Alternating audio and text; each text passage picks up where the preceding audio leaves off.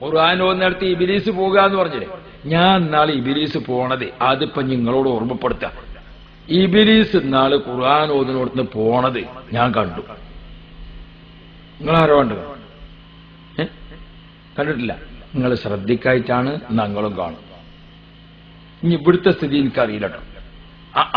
നമ്മളെ നാട്ടില് ഒരാൾ മരണപ്പെട്ടു. മരണപ്പെടുന്നിടത്ത് നബി മുഹമ്മദ് റസൂലുള്ളാഹി മൗതാക്കും സൂറത്ത് യാസീൻ, മരണം ആസന്നമായിടത്തും മരിച്ചു കഴിഞ്ഞിടത്തും ശ്മശാനത്തിലും ഒക്കെ നിങ്ങൾ ഓതേണ്ടത് യാസീനാണ്. എന്തുകൊണ്ട്? അത് ഖുർആനിന്റെ കൽബ.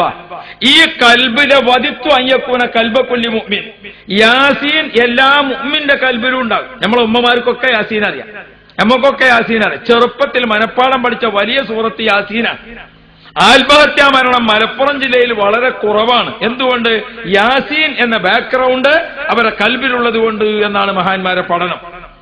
പ്രിയപ്പെട്ട സഹോദരന്മാരെ, അപ്പോ ഈ യാസീൻ നമ്മളെ കൽബിലുണ്ട്. വല്ലിപ്പം മരിക്കാൻ വേണ്ടി പോവുക, തീരെ സുഖമില്ല, അന്ത്യശ്വാസത്തിലേക്ക് അടുത്തുകൊണ്ടിരിക്കുന്നു, ഓർമ്മശക്തി കുറഞ്ഞു വന്നു. ആ ഓർമ്മശക്തി കുറഞ്ഞ അബോധ മനസ്സിലേക്ക് നീങ്ങുമ്പോ അടുത്തിരിക്കുന്ന ആളുകളൊക്കെ തുടങ്ങി അഊദു ബില്ലാഹി മിനശ് ശൈത്വാനിർ റജീം, ശൈത്താൻ മാറി നിന്നു. ബിസ്മില്ലാഹിർ റഹ്മാനിർ റഹീം, മലക്കുകൾ അടുത്തേക്ക് വന്നു. യാസീൻ വൽ ഖുർആനിൽ ഹകീം. നമ്മളിങ്ങനെ യാസീൻ ഓതുമ്പോ മരിക്കാൻ കിടക്കണ വല്ലിപ്പ നമ്മളെ യാസീന്റെ ഒപ്പം മൂപ്പരും ഇങ്ങനെ ഓതിക്കൊണ്ടിരിക്കുക. ചുണ്ട് അനങ്ങുന്നില്ല, സൗണ്ട് പുറത്തേക്ക് വരുന്നില്ല, കൽബ് കൊണ്ട് ഇങ്ങനെ. എന്തേ? ഖുർആനിന്റെ കൽബ് മരിക്കാൻ കിടക്കുന്ന ആളെ കൽബിലുണ്ട്. കൽബും തമ്മിലാണ് ഈമാനിന്റെ കണക്ഷൻ. ആ കൽബും കണക്ഷൻ ഇങ്ങനെ നിലനിർത്തിക്കൊണ്ട് പോവുക. അതാണ് യഖ്റഊ മൗതാക്കും സൂറത്ത് യാസീൻ. പ്രിയപ്പെട്ട മുഅ്മിനുകളെ, അല്ലേ? എന്തേ? ഓത്തിങ്ങനെ കേട്ടിട്ട്, ഖുർആൻ ഓത്ത് കേട്ട് അള്ളാഹ് സന്തോഷിക്കാം, ഖുർആൻ ഓത്ത് കേട്ട് റസൂലുള്ള സന്തോഷിക്കാം, അള്ളാഹും റസൂലും സന്തോഷിക്കുന്ന വിഷയത്തിൽ മലായിക്കത്തുകളൊക്കെ സന്തോഷിക്കാം. ആ സമയത്ത് ബഹുമാനപ്പെട്ട മലക്ക് അസ്റായീൽ, റൂഹിനെ പിടിക്കാൻ അസ്റായീൽ അലൈഹിസ്സലാം വരുമ്പോ അള്ളയും മലക്കുകളും റസൂലുള്ളയും ഒക്കെ സന്തോഷിച്ചു നിൽക്കുന്നു. ഖുർആൻ ഇങ്ങനെ ഓത്ത് നടക്കുന്നു. അവിടേക്കല്ലേ അസ്റായീൽ വരേണ്ടത്? ഇതാണ് ദീന്, അതാണ് സുന്നത്ത് ജമാഅത്ത്. പ്രിയപ്പെട്ട മുഅ്മിനുകളെ, മരിക്കാൻ പോണ ആളെ റൂഹ്, ആ റൂഹ് മലായിക്കത്ത് ഇങ്ങനെ ഇങ്ങോട്ട് എടുത്തിട്ട് യാസീനിൽ പൊതിഞ്ഞിങ്ങനെ കൊണ്ടുപോവുക. അല്ലാഹു നമുക്ക് ആ ഭാഗ്യം തരട്ടെ. ഒന്ന് അതിന്റെ ഒരു കൗതുകം ആലോചിച്ച് നോക്കി നിങ്ങൾ, അതിന്റെ ഒരു സന്തോഷം ആലോചിച്ച് നോക്ക് നിങ്ങൾ. യാസീനിൽ ഇങ്ങനെ പൊതിഞ്ഞിട്ട് ബഹുമാനപ്പെട്ട സൽമാനുൽ ഫാരിസി റളിയല്ലാഹു അൻഹു റൂഹ് ഇങ്ങനെ പിരിഞ്ഞിട്ട് ബഹുമാനപ്പെട്ടവർ ഇങ്ങനെ നോക്കിയിട്ട് കിടക്കുക. സൽമാൻ ഫാരിസി ഒപ്പാത്തായി കിടക്കുന്നത് മേലോട്ട് ഇങ്ങനെ നോക്കിയിട്ട് ചെറിയ ഒരു പുഞ്ചിരി. എന്തേ? ആ റൂഹ് ഇങ്ങനെ മലായിക്കത്ത് കൊണ്ടുപോകുന്ന രംഗം കണ്ടിട്ട് ചിരിച്ചിങ്ങനെ കിടക്കുക. അള്ളാഹു നമുക്ക് ആ ഭാഗ്യം തരട്ടെ. പ്രിയപ്പെട്ട മുഅ്മിനുകളെ, റൂഹ് ഖുർആനിൽ പൊതിഞ്ഞിട്ട് കൊണ്ടുപോയി. ഇനി ഈ മയ്യത്തിന് ആരാ കാവൽ നിൽക്കേണ്ടത്? ഞാനും നീയും കാവൽ നിന്നാ എന്ത് നടക്കണോ? ഇവിടെ കാവൽ നിൽക്കേണ്ടത് ആരാ? അള്ളാഹുവിന്റെ മലായിക്കത്ത് കാവൽ നിൽക്കണം ഈ ശരീരത്തിന്. അതുകൊണ്ട് തന്നെ യഖ്റഊ മൗതാക്കും സൂറത്ത് യാസീൻ. മരണപ്പെട്ടു കഴിഞ്ഞാൽ അവിടെ നിങ്ങൾ യാസീൻ ഓതുക. ആ യാസീൻ മയ്യത്ത് കുളിപ്പിച്ചു, കഫം ചെയ്തു. മയ്യത്ത് കുളിപ്പിച്ച് കഫം ചെയ്തിട്ട് മയ്യത്ത് വീട്ടിൽ നിറക്കുമ്പോ ഈ ശരീരം ഖുർആനിൽ പൊതിഞ്ഞു കൊണ്ടുപോവുക. യാസീൻ. മരണപ്പെട്ട വീട്ടിൽ 500 ആള് കൂടിയിരിക്കുന്നു. എത്ര ആളുണ്ട്? 500 ആളുണ്ട്. യാസീൻ എത്ര ആയത്താ യാസീൻ? ആഖിറത്തേക്കുള്ള ഒരു കണക്കും കളരുത്തില്ല.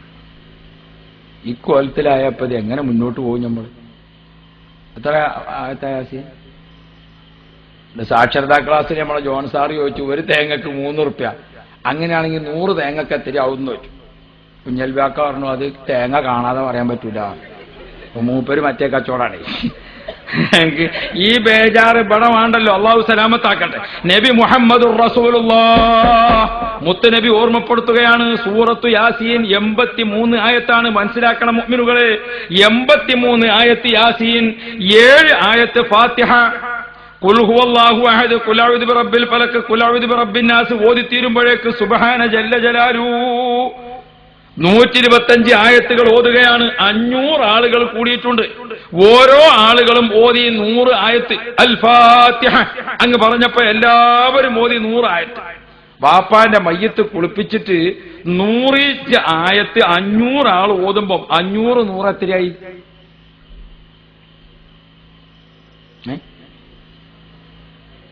എല്ലാം ഇപ്പൊ തന്നെ പഠിച്ചാൽ നിൽക്കണ്ട, ഒന്ന് പോയിട്ട് പെരീന്ന് കണക്ക് കൂട്ടി നോക്കണ്ട ബാപ്പാന്റെ ഖബറിലേക്ക് എത്ര ആയത്ത് കിട്ടും എന്നുള്ളത്. ഇനി ഞാൻ ഓർമ്മപ്പെടുത്തട്ടെ, 500 ആള് ആ മയ്യത്തിന്റെ ഒപ്പം കൂടിയിരിക്കണ്. അവരെല്ലാവരും അൽ ഫാത്തിഹ എന്ന് പറഞ്ഞപ്പോ ചുരുങ്ങിയത് 100 ആയത്ത് എല്ലാവരും ഓതി. നമ്മളവിടുന്ന് ഒരു വീട്ടിൽ മരിച്ചപ്പോ മയ്യത്ത് കുളിപ്പിക്കാൻ എടുത്തു വെച്ചിരിക്കണം. അപ്പോഴേ ഞാൻ ചെല്ലണേ. കുളിപ്പിച്ചു കഴിഞ്ഞ ഒരു വയസ്സായ മനുഷ്യൻ, അയാള് 2 പൊളിയുള്ള ഒരു വാതിൽ ഇങ്ങനെ തുറന്നിട്ട് പറഞ്ഞു കുളിപ്പിച്ചു കഴിഞ്ഞിരിക്കുന്ന കഫൻ ചെയ്യാണ്. അപ്പൊ അതിനേക്കാളും വയസ്സുള്ള ഒരാള് അയാൾ പറഞ്ഞു അൽ ഫാത്തിഹ. അപ്പൊ ഈ സദസ്സിന്ന് 100-500 ആള് അഊദു ബില്ലാഹി മിനശ് ശൈത്വാനിർ റജീം ഓത്താണ് തുടങ്ങി. അപ്പൊ ഒരു 5-8 സ്റ്റൂളും വന്ന് ശൈത്താൻ ഇങ്ങനെയാണ് നീച്ചു പോയി. ഒരു 5-8 സ്റ്റൂളും വന്ന് ആ സദസ്സിന്ന് ശൈത്താൻ ഇങ്ങനെ പോണത്.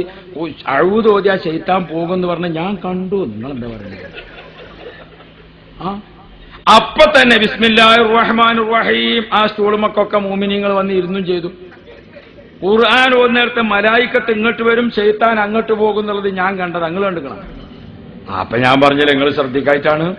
അപ്പോ ഓർമ്മപ്പെടുത്തുന്നത്, പ്രിയപ്പെട്ട മുഅ്മിനുകളെ, നമ്മുടെ കൂട്ടത്തിൽ, നമ്മുടെ വീട്ടിൽ, നമ്മുടെ മുലകുടി ബന്ധത്തിൽ, നമ്മുടെ രക്തബന്ധത്തിൽ, നമ്മുടെ വിവാഹ ബന്ധത്തിൽ, നമ്മുടെ അയൽവക്ക ബന്ധത്തിൽ, നമ്മുടെ രാഷ്ട്രീയ ബന്ധത്തിൽ നമ്മുടെ ഖുർആൻ ഓതിയിട്ട് നമ്മുടെ റൂഹ് ഖുർആനിൽ പൊതിഞ്ഞു കൊണ്ടുപോകുന്നതിന് തടസ്സം നിൽക്കുന്ന വിശ്വാസക്കാരുണ്ട്. അവരെ സൂക്ഷിക്കണം.